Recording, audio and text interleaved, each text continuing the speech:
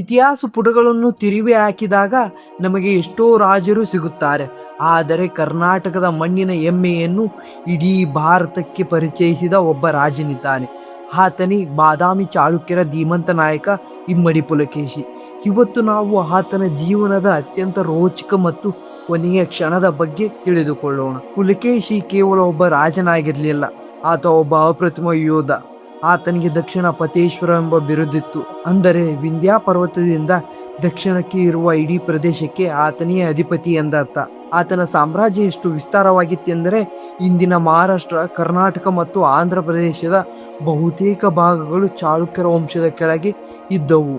ಇಮ್ಮಡಿ ಪುಲಕೇಶಿಯ ಹೆಸರನ್ನು ಕೇಳಿದರೆ ಇಡೀ ಇತಿಹಾಸಕಾರರು ಗೌರವದಿಂದ ತಲೆಬಾಗಲು ಒಂದು ಮುಖ್ಯ ಕಾರಣವಿದೆ. ಅದು ನರ್ಮದಾ ನದಿಯ ಯುದ್ಧ. ಉತ್ತರ ಭಾರತವನ್ನೇ ಗೆದ್ದು ಬೀಗುತ್ತಿದ್ದ ಬಲಿಷ್ಠ ಚಕ್ರವರ್ತಿ ಹರ್ಷವರ್ಧನನ್ನು ನರ್ಮದಾ ನದಿಯ ದಡದಲ್ಲಿ ತಡೆದು ನಿಲ್ಲಿಸಿ ಆತನನ್ನು ಸೋಲಿಸಿ ಏಕೈಕ ದಕ್ಷಿಣ ರಾಜ ಈ ಇಮ್ಮಡಿ ಪುಲಕೇಶಿ. ಈ ವಿಜಯದ ನಂತರವೇ ಆತನ ಕೀರ್ತಿ ದಿಗಂತದವರೆಗೆ ಹರಡಿತ್ತು. ಆದರೆ ಇಷ್ಟೊಂದು ವೈಭವದಿಂದ ಮೆರೆದ ಆ ಸಿಂಹದಂತ ರಾಜ ಅಂತ್ಯ ಹೇಗಾಯಿತು? ಆ ಕತೆ ನಿಜಕ್ಕೂ ಕುತೂಹಲಕಾರಿ ಮತ್ತು ಹೃದಯ ಸ್ಪರ್ಶಿ. ಬನ್ನಿ ಈ ವಿಡಿಯೋದಲ್ಲಿ ನಾವು ಅದನ್ನು ತಿಳಿಯೋಣ. ಅದೇ ದೊಡ್ಡ ಸಾಮ್ರಾಜ್ಯ ಪತನದ ಹಿಂದೆ ಒಂದು ದಶಕಗಳ ಕಾಲ ದ್ವೇಷವಿರುತ್ತದೆ. ಪುಲಕೇಶಿ ಮತ್ತು ಪಲ್ಲವರ ನಡುವೆ ಈ ಸಂಘರ್ಷ ಕೂಡ ಹಾಗೆಯೇ ಆರಂಭವಾಯಿತು. ಚಾಲುಕ್ಯರು ಬಾದಾಮಿಯಲ್ಲಿ ಬಲಿಷ್ಠರಾಗಿದ್ದರೆ ಇತ್ತ ತಮಿಳುನಾಡಿನ ಕಂಚಿಯಲ್ಲಿ ಪಲ್ಲವರು ಅಷ್ಟೇ ವೇಗವಾಗಿ ಬೆಳೆಯುತ್ತಿದ್ದರು. ಈ ಎರಡು ಬಲಿಷ್ಠ ಶಕ್ತಿಗಳು ಪಕ್ಕದಲ್ಲಿದ್ದಾಗ ಘರ್ಷಣೆ ಅನಿವಾರ್ಯವಾಗಿತ್ತು. ಮೊದಲು ದಾಳಿ ಮಾಡಿದ್ದು ಸ್ವತಃ ಪುಲಕೇಶಿ. ಆತ ಪಲ್ಲವರ ರಾಜಧಾನಿ ಕಂಚಿಯ ಮೇಲೆ ದಂಡೆತ್ತಿ ಹೋದನು. ಅಂದು ಪಲ್ಲವರ ಸಾಮ್ರಾಜ್ಯವನ್ನು ಆಳುತ್ತಿದ್ದ ಮಹೇಂದ್ರವರ್ಮ ಪುಲಕೇಶಿಯ ಸೈನ್ಯದ ಮುಂದೆ ಮಹೇಂದ್ರವರ್ಮನಿಗೆ ಸೋಲಾಯಿತು. ಕಂಚಿಯ ಹತ್ತಿರವರೆಗೂ ಹೋಗಿ ಪಲ್ಲವರ ಹೆಮ್ಮೆಯನ್ನು ಮಣ್ಣು ಪಾಲಾಗಿ ಮಾಡಿದ್ದನು. ಸೋಲು ಪಲ್ಲವರ ವಂಶಕ್ಕೆ ಮಾಸದ ಗಾಯವಾಗಿತ್ತು. ತಂದೆ ಮಹೇಂದ್ರವರ್ಮನ ಸೋಲನ್ನು ಕಣ್ಣಾರೆ ಕಂಡ ಮಗ ನರಸಿಂಹವರ್ಮ ಅಂದೇ ಒಂದು ಭೀಕರ ಪ್ರತಿಜ್ಞೆಯನ್ನು ಮಾಡಿದನು. ಯಾವ ಬಾದಾಮಿ ಪುಲಕೇಶಿ ನನ್ನ ಕಂಚಿಯ ಮೇಲೆ ಆಕ್ರಮಣ ಮಾಡಿದ್ದಾನೋ ಅದೇ ಬಾದಾಮಿಯನ್ನು ನಾನು ಒಂದು ದಿನ ಸುಟ್ಟು ಭಸ್ಮ ಮಾಡುತ್ತೇನೆ ಎಂದು ಆತ ಶಪಥ ಮಾಡಿದನು. ಇತಿಹಾಸದಲ್ಲಿ ಆತನನ್ನು ಮಹಾಬಲ್ಲ ಎಂದು ಕರೆಯಲಾಗುತ್ತದೆ. ಸುಮಾರು 1 ದಶಕಗಳ ಕಾಲ ನರಸಿಂಹವರ್ಮ ಸುಮ್ಮನೆ ಕೂರಲಿಲ್ಲ. ತನ್ನ ಸೈನ್ಯವನ್ನು ಬಲಪಡಿಸಿದನು, ಯುದ್ಧ ತಂತ್ರವನ್ನು ರೂಪಿಸಿದನು. ಇತ್ತ ಪುಲಕೇಶಿ ತನ್ನ ಸಾಮ್ರಾಜ್ಯದ ವಿಸ್ತರಣೆಯಲ್ಲಿ ಬ್ಯುಸಿಯಾಗಿದ್ದಾಗ ಕಂಚಿಯಲ್ಲಿ ಸೇಡಿನ ಜ್ವಾಲೆ ಒತ್ತಿ ಉರಿಯುತ್ತಿತ್ತು. ಆ ಒಂದು ಪ್ರತಿಜ್ಞೆ ಇಡೀ ದಕ್ಷಿಣ ಭಾರತ ಇತಿಹಾಸವನ್ನೇ ಬದಲಿಸಿದೆ ಎಂದು ಯಾರೂ ಊಹಿಸಿರಲಿಲ್ಲ. ಸಮಯ ಕ್ರಿಸ್ತಶಕ 642. ಬಾದಾಮಿಯ ಬೀದಿಗಳು ಎಂದಿನಂತೆ ಸಂಭ್ರಮಿಸುತ್ತಿದ್ದವು. ಆದರೆ ದಕ್ಷಿಣದ ಗಡಿಯಲ್ಲಿ ಧೂಳಿನ ಮೋಡಗಳು ಏಳುತ್ತಿದ್ದವು. ಕಂಚಿಯಿಂದ ಒಂದು ಬೃಹತ್ ಸೈನ್ಯ ಹೊರಡಿತ್ತು. ಇದು ಕೇವಲ ಸಣ್ಣ ದಾಳಿಯಾಗಿರಲಿಲ್ಲ. ಇದು ಚಾಳುಕ್ಯ ರಾಜರ ಅಸ್ತಿತ್ವವನ್ನೇ ಅಲುಗಾಡಿಸಲು ಬರುತ್ತಿದ್ದ ಸುನಾಮಿಯಾಗಿತ್ತು. ನರಸಿಂಹವರ್ಮನು ತನ್ನ ಸೇಡನ್ನು ತೀರಿಸಿಕೊಳ್ಳಲು ದಶಕಗಳ ಕಾಲ ಮಾಡಿದ ಸಿದ್ಧತೆ ಈ ಕಾರ್ಯರೂಪಕ್ಕೆ ಬಂದಿತ್ತು. ಪಲ್ಲವರ ಸೈನ್ಯದ ನೇತೃತ್ವ ವಹಿಸಿದವನು ಸಾಮಾನ್ಯ ವ್ಯಕ್ತಿಯಲ್ಲ. ಆತನೇ ಪಲ್ಲವರ ಶಕ್ತಿಶಾಲಿ ಸೇನಾಧಿಪತಿ ಪರಂಜ್ಯೋತಿ. ಇತಿಹಾಸದಲ್ಲಿ ಈತನನ್ನು ಸೀರು ತೋಡರ್ ಎಂದು ಕರೆಯಲಾಗಿದೆ. ಪರಂಜ್ಯೋತಿಯ ನೇತೃತ್ವದ ಸೈನ್ಯವು ಆಧುನಿಕ ಕಾಲದ ಟ್ಯಾಂಕರ್ಗಳಿಗಿಂತ ಸಾವಿರಾರು ಆನೆಗಳು, ಆತ ವೇಗವಾಗಿ ಚಲಿಸುವ ಕುದುರೆಗಳು ಮತ್ತು ಲಕ್ಷಾಂತರ ಕಾಲುದಳವು ಹೊಂದಿದ್ದ.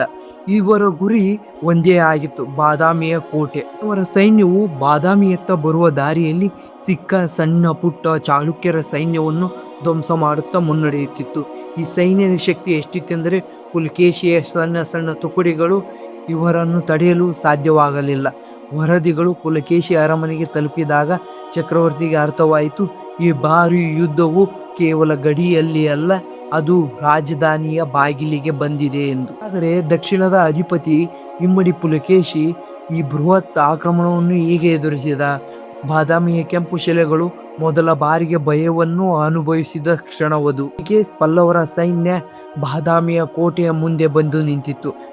ಬಾದಾಮಿಯ ಕೆಂಪು ಶಿಲೆ ಕೋಟೆ ಅಜೇಯವಾಗಿದ್ದವು. ಆದರೆ ಈ ಬಾರಿ ಶತ್ರುಗಳು ಒಳಗಿನಿಂದ ಅಲ್ಲ, ಸೇಡಿನ ಕಿಚ್ಚಿನಿಂದ ಬಂದಿದ್ದರು. ಪುಲಕೇಶಿ ತನ್ನ ಅತ್ಯುತ್ತಮ ಸೈನ್ಯದೊಂದಿಗೆ ಕೋಟೆಯ ದ್ವಾರವನ್ನು ತೆರೆದು ಹೊರಬಂದನು. 2 ಸೈನ್ಯಗಳು ಪರಸ್ಪರ ಅಪ್ಪಳಿಸಿದವು. ಜನಾಕಾರ, ಆನೆಗಳ ಕಿರುಚಾಟ ಮತ್ತು ಸೈನಿಕರ ಆರ್ತನಾದ ಬಾದಾಮಿಯ ಕಣಿವೆಯಲ್ಲಿ ಪ್ರತಿಧ್ವನಿಸುತ್ತಿತ್ತು.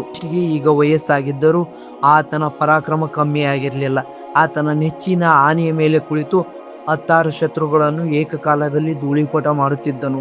ಒಬ್ಬ ಮಹಾನ್ ಚಕ್ರವರ್ತಿ ತನ್ನ ಮಣ್ಣನ್ನು ಉಳಿಸಿಕೊಳ್ಳಲು ಎಷ್ಟು ವೀರಾವೇಶದಿಂದ ಹೋರಾಡಬಹುದು ಎಂಬುದಕ್ಕೆ ಅಂದು ಬಾದಾಮಿಯೇ ಸಾಕ್ಷಿಯಾಗಿತ್ತು. ಆದರೆ ನರಸಿಂಹವರ್ಮನ ಸೈನ್ಯವು ಕಡಲ ಅಲೆಯಂತೆ ಬರುತ್ತಲೇ ಇತ್ತು. ಚಾಳುಕ್ಯರ ಸೈನ್ಯವು ದಣಿಯಲು ಆರಂಭಿಸಿತು. ಪಲ್ಲವರ ಸಂಖ್ಯೆ ಹೆಚ್ಚುತ್ತಲೇ ಇತ್ತು. ಸತತ ಹೋರಾಟದ ನಂತರ ಪಲ್ಲವರ ಸೇನೆ ಪರಜ್ಯೋತಿಯ ತಂತ್ರಗಾರಿಕೆ ಕೆಲಸ ಮಾಡಿತು. ಬಾದಾಮಿಯ ಕೋಟೆಯ ಮುಖ್ಯ ದ್ವಾರಗಳು ಶತ್ರುಗಳ ವಶವಾದವು. ಪಲ್ಲವರ ಸೈನ್ಯವು ಪ್ರವಾಹದಂತೆ ಕೋಟೆಯೊಳಗೆ ನುಗ್ಗಿತು.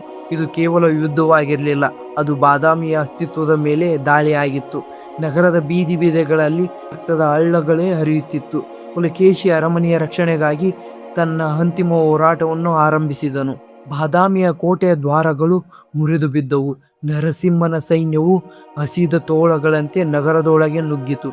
ದಶಕಗಳ ಕಾಲ ವೈಭವದಿಂದ ಮೆರೆದ ಬಾದಾಮಿ ನಗರ ಅಂದು ಅಕ್ಷರಶಃ ಸುಟ್ಟು ಭಸ್ಮವಾಗಿತ್ತು. ಶತ್ರುಗಳು ಹುಡುಕಾಡುತ್ತಿದ್ದು ಒಬ್ಬನೇ ವ್ಯಕ್ತಿಯನ್ನು, ಅವರೇ ಇಮ್ಮಡಿ ಪುಲಕೇಶಿ. ಆದರೆ ಬಾದಾಮಿಯ ಪತನದ ಆ ಕ್ಷಣದಲ್ಲಿ ಚಕ್ರವರ್ತಿ ಎಲ್ಲಿದ್ದ? ಆತನಿಗೆ ಏನಾಯಿತು? ಇದು ಇಂದಿಗೂ ಇತಿಹಾಸವು ಒಂದು ದೊಡ್ಡ ರಹಸ್ಯವಾಗಿದೆ. ಇತಿಹಾಸಕಾರರಲ್ಲಿ ಒಂದು ಬಗೆಯ ಭಿನ್ನಾಭಿಪ್ರಾಯಗಳಿವೆ. ಪಲ್ಲವರ ಕೋರಂ ಶಾಸನಗಳ ಪ್ರಕಾರ ನರಸಿಂಹವರ್ಮನು ಬಾದಾಮಿಯನ್ನು ಗೆದ್ದು ಪುಲಕೇಶಿಯನ್ನು ಯುದ್ಧ ಭೂಮಿಯಲ್ಲಿ ಕೊಂದು ಹಾಕಿದ ಎನ್ನಲಾಗುತ್ತದೆ. ಆದರೆ ಇಲ್ಲಿ ಒಂದು ದೊಡ್ಡ ಪ್ರಶ್ನೆ ಹೇಳುತ್ತದೆ, ಅಷ್ಟು ದೊಡ್ಡ ಸಾಮ್ರಾಜ್ಯದ ಚಕ್ರವರ್ತಿಯ ದೇಹ ಎಲ್ಲಿ ಹೋಯಿತು? ಬಾದಾಮಿಯ ಕೆಂಪು ಕೋಟೆಗಳಲ್ಲಿ ಆತನ ರಕ್ತ ಚೆಲ್ಲಿತು, ಆದರೆ ಆತನ ಪಾರ್ಥಿವ ಶರೀರ ಮಾತ್ರ ಶತ್ರುಗಳಿಗೆ ಸಿಗಲೇ ಇಲ್ಲ ಎಂದು ಕೆಲವು ಮೂಲಗಳು ಹೇಳುತ್ತವೆ. ಜನಪದರ ಕಥೆಯ ಪ್ರಕಾರ ಪುಲಕೇಶಿ ತನ್ನ ಸೋಲನ್ನು ಒಪ್ಪಿಕೊಳ್ಳದೆ ಬಾದಾಮಿಯ ಅಗಸ್ತ್ಯ ತೀರ್ಥ ಕೆರೆಗೆ ತನ್ನ ಆನೆಯೊಂದಿಗೆ ಜಿಗಿದು ಪ್ರಾಣತ್ಯಾಗ ಮಾಡಿದ ಎನ್ನಲಾಗುತ್ತದೆ. ತನ್ನ ಮಣ್ಣು ಶತ್ರುಗಳ ಪಾಲಾಗುವುದನ್ನು ನೋಡಲಾಗದೆ ಆ ಸಿಂಹದಂತ ರಾಜ ಭೂಮಿಯ ತಾಯಿಯ ಮಡಿಲು ಸೇರಿದನೇ, ಅಥವಾ ಕತ್ತಲೆಯಲ್ಲಿ ಯಾರಿಗೂ ತಿಳಿಯದಂತೆ ಅಜ್ಞಾತ ವಾಸಕ್ಕೆ ಹೋದನೆ? ನಮಗೆ ತಿಳಿದಿರುವ ರಹಸ್ಯವೇನೆಂದರೆ, ಆ ದಿನದ ನಂತರ ದಕ್ಷಿಣಪಥೇಶ್ವರ ಕಾಣಿಸಿಕೊಳ್ಳಲೇ ಇಲ್ಲ. ಒಬ್ಬ ರಾಜ ಹೇಗೆ ಸತ್ತ ಎನ್ನುವುದಕ್ಕಿಂತ ಆತ ಹೇಗೆ ಬದುಕಿದ, ತನ್ನ ಮಣ್ಣಿಗಾಗಿ ಹೇಗೆ ಹೋರಾಡಿದ ಎನ್ನುವುದು ಬಹಳ ಮುಖ್ಯವಾಗಿರುತ್ತದೆ. ಬಾದಾಮಿಯ ಕೋಟೆಯ ಗೋಡೆಯ ಮೇಲೆ ಇಂದಿಗೂ ಪಲ್ಲವರ ಕೆತ್ತಿದ ವಿಜಯ ಬರಹಗಳಿವೆ. ಆದರೆ ಕನ್ನಡಿಗರ ಪಾಲಿಗೆ ಆ ಕಲ್ಲುಗಳಲ್ಲಿದ್ದ ಇಂದಿಗೂ ಪುಲಕೇಶಿಯ ಉಸಿರ ಕೇಳಿಬರುತ್ತದೆ. ಒಬ್ಬ ಮಹಾನ್ ಶೂನ್ಯದಲ್ಲಿ ಕಣ್ಮರೆಯಾದರೂ ಆತನ ಪರಾಕ್ರಮ ಇತಿಹಾಸದ ಆಳದಲ್ಲಿ ಎಂದಿಗೂ ಮರೆಯಲಾಗದ ಸತ್ಯವಾಗಿರುತ್ತದೆ. ಪುಲಕೇಶಿಯವರು ಕಣ್ಮರೆಯಾದ ನಂತರ ಸುಮಾರು 13 ವರ್ಷಗಳ ಕಾಲ ಬಾದಾಮಿ ನಗರ ಕತ್ತಲೆಯಲ್ಲಿತ್ತು. ಪಲ್ಲವರು ಅದನ್ನು ಆಕ್ರಮಿಸಿಕೊಂಡಿದ್ದರು. ಆದರೆ ಚಾಳುಕ್ಯರ ರಕ್ತ ಅಷ್ಟು ಸುಲಭವಾಗಿ ಸೋಲೊಪ್ಪಲಿಲ್ಲ. ಪುಲಕೇಶಿಯ ಮಗ ವಿಕ್ರಮಾದಿತ್ಯ ತನ್ನ ತಂದೆಯ ಕನಸನ್ನು ಮತ್ತೆ ನನಸು ಮಾಡಿದನು. ಆತ ಚೆದುರಿ ಹೋದ ಸೈನ್ಯವನ್ನು ಸಂಘಟಿಸಿ ಪಲ್ಲವರ ಸೋಲಿಸಿ ಬಾದಾಮಿಯನ್ನು ಮತ್ತೆ ವಶಪಡಿಸಿಕೊಂಡ. ಅಷ್ಟೇ ಅಲ್ಲ, ದಕ್ಷಿಣ ಭಾರತದಲ್ಲಿ ಚಾಳುಕ್ಯರ ಧ್ವಜವನ್ನು ಮತ್ತೆ ಎತ್ತಿ ಹಿಡಿದನು. ಇಮ್ಮಡಿ ಪುಲಕೇಶಿ ಕೇವಲ ಯುದ್ಧವನ್ನು ಮಾಡಲಿಲ್ಲ, ಆತ ಕರ್ನಾಟಕದ ವಾಸ್ತುಶಿಲ್ಪಕ್ಕೆ ಒಂದು ಹೊಸ ಭವಿಷ್ಯವನ್ನೇ ಬರೆದಿದ್ದನು. ಇವತ್ತು ನಾವು ಬಾದಾಮಿ, ಐಹೊಳೆ ಮತ್ತು ಪಟ್ಟದ ಕಲ್ಲುಗಳಲ್ಲಿ ಕಾಣುವ ಅದ್ಭುತ ಕೆತ್ತನೆಗಳು, ಕಲ್ಲಿನಲ್ಲಿ ಅರಳಿದ ಕವಿತೆಗಳು ಈ ಮಹಾನ್ ರಾಜನ ಕೊಡುಗೆಗಳಾಗಿವೆ. ಆತ ಭಾರತದ ಕೀರ್ತಿಯನ್ನು ದೇಶದವರೆಗೂ ಹರಡಿಸಿದ್ದ. ಚಾಳುಕ್ಯರ ಈ ಪರಂಪರೆ ಮುಂದಿನ 100 ವರ್ಷಗಳ ಕಾಲ ಭಾರತ ಇತಿಹಾಸದಲ್ಲಿ ದಾರಿದೀಪವಾಗಿತ್ತು. ಇಮ್ಮಡಿ ಪುಲಕೇಶಿ ಈ ರೋಚಕ ಕಥೆ ನಿಮಗೆ ಕಲಿಸುವುದು ಒಂದನ್ನೇ: ಸೋಲು ಮತ್ತು ಸಾವು ತಾತ್ಕಾಲಿಕ, ಆದರೆ ನಾವು ಬಿಟ್ಟು ಹೋಗುವ ಪರಂಪರೆ ಶಾಶ್ವತ. ಬಾದಾಮಿಯ ಕೆಂಪು ಕಲ್ಲುಗಳಲ್ಲಿ ಇಂದಿಗೂ ಪುಲಕೇಶಿನ ಸಾವಿನ ಈ ನಿಗೂಢ ಬಗ್ಗೆ ನಿಮಗೆ ಅನಿಸಿದ್ದೇನು? ಕಾಮೆಂಟ್ ಮಾಡಿ ತಿಳಿಸಿ. ಇನ್ ಕೇಸ್ ವಿಡಿಯೋ ಇಷ್ಟ ಆದರೆ ಲೈಕ್ ಮಾಡಿ ಮತ್ತು ಇಂತಹ ಹೆಚ್ಚಿನ ವಿಡಿಯೋಗಳಿಗಾಗಿ ನಮ್ಮ ಚಾನಲನ್ನು ಸಬ್ಸ್ಕ್ರೈಬ್ ಮಾಡಿ. ಮತ್ತೆ ನೆಕ್ಸ್ಟ್ ವಿಡಿಯೋದಲ್ಲಿ ಸಿಗೋಣ.